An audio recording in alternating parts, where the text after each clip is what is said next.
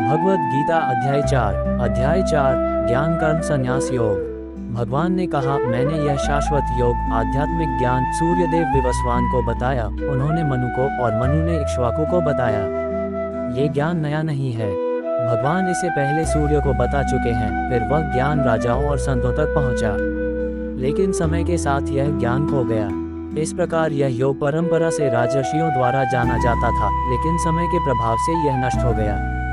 ज्ञान की परंपरा टूटी, इसलिए श्री कृष्ण अब अर्जुन को वही पुराना ज्ञान फिर से दे रहे हैं। हे अर्जुन, आज मैं तुम्हें वही पुरातन योग बता रहा हूँ, क्योंकि तुम मेरे भक्त और मित्र हो। यह अत्यंत रहस्यपूर्ण ज्ञान है। भगवान केवल उस व्यक्ति को ज्ञान देते हैं जो उनका भक्त हो और विश्वास पात्र हो। जब जब धर्म की हानि और अधर्म की वृद्धि होती है, तब तब मैं अवतरित होता हूँ। ये भगवान के अवतार का मुख्य कारण है।